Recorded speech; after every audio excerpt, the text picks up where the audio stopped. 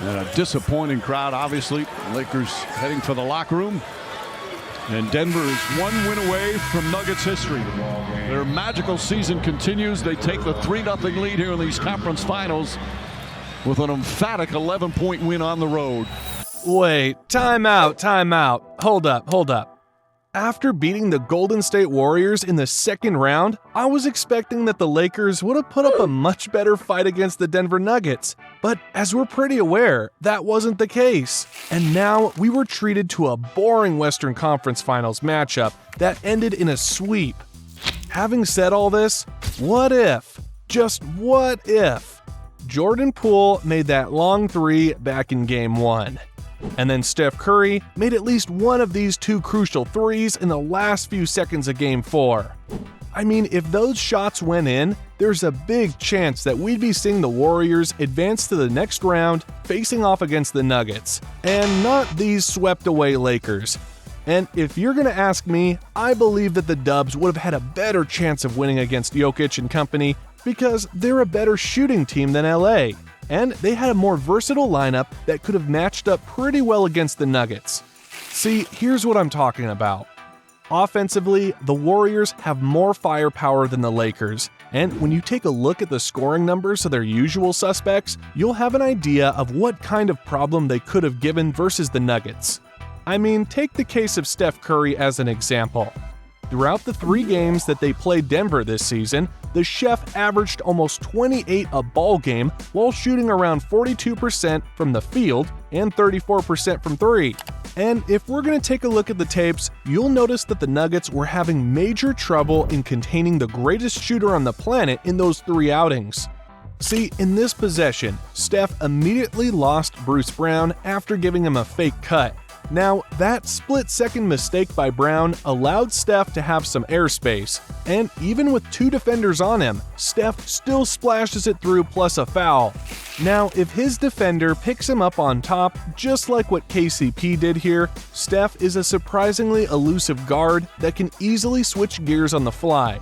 And here, he just broke down the Nuggets' entire defense on his own before finishing it up with this beautiful jelly layup. Anyways, we all know that Steph is one of those guys who loves to constantly move around the court even if he doesn't have the ball. And this aspect of his game would definitely have caused some big problems on the Nuggets' part if they ever had this matchup. I mean, after giving up the ball to Looney, Steph fakes the screen and slides inside the lane to free himself up. Draymond, on the other hand, locates him on point, and the Chef just took care of the rest with a soft lay-in. See, whether it's about guarding him straight up or defending him off the ball, Steph is just too smart and too crafty to be stopped that easily, and in case he gets doubled or heavily pressured, Steph can always find the open man and involve his teammates in the flow of their offense every time. I mean, after he noticed that the entire Nuggets team was locked in on him, Steph gave a no-look pass to DiVincenzo at the top of the key while attracting the defense. With MPJ getting late in the rotation, DiVincenzo took advantage of this by attacking the rim hard and laying it in.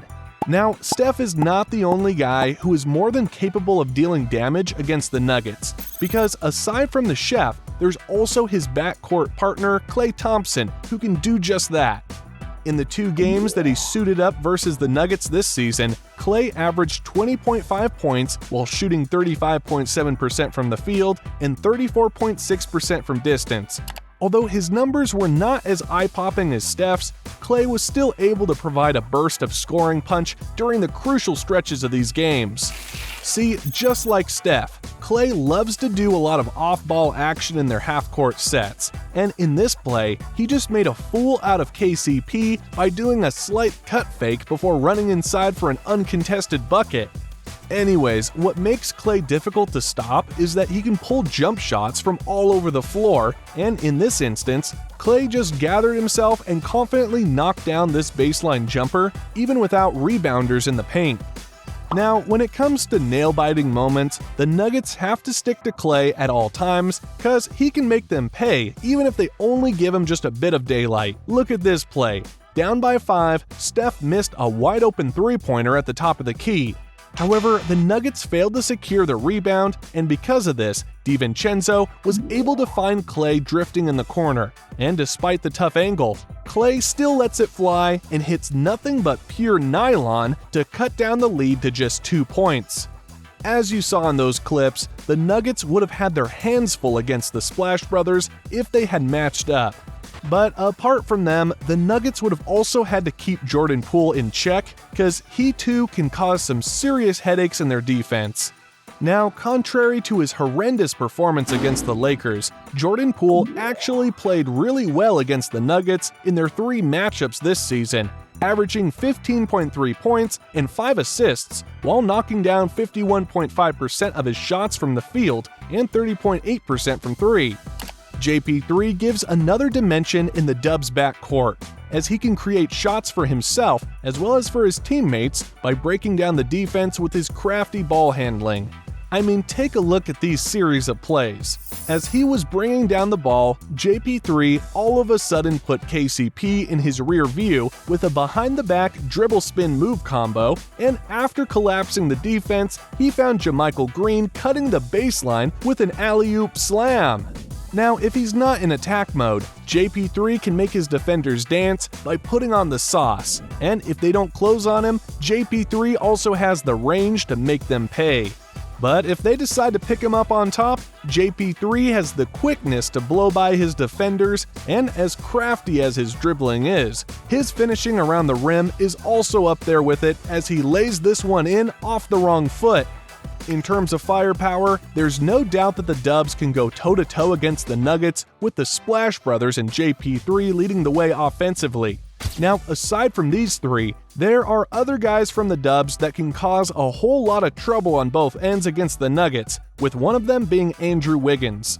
Wiggins almost averaged a double-double against the Nuggets this season with 16 points and 9 rebounds a ball game, while shooting 35.5% from the field and 36.4% from 3. But apart from what he offers offensively, Wiggins would have definitely created an impact with his hustle as well as through his intensity on playing defense. I mean, check out this play right here. As Bruce Brown attacked the lane, Wiggins was there to keep him checked. And when he was about to take the shot, Wiggs was there yet again to shut him down for good. Now, in this play, you can see that Wiggins had no business in getting the rebound since there are already 3 white shirts patrolling the paint.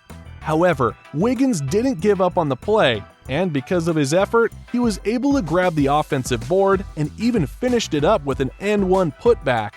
And lastly, off the JP3 miss, Wiggins was there yet again. This time though, he outjumps the much taller DeAndre Jordan to stick it back in.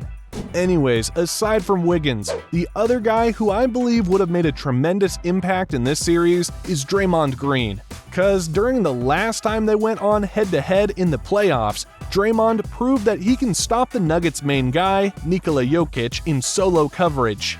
See, despite giving away a lot of space, Draymond has the body and length to match up with Jokic, and in this possession, look at how he stood his ground and remained disciplined as Jokic tried his best to get a clean look, but ultimately to no avail.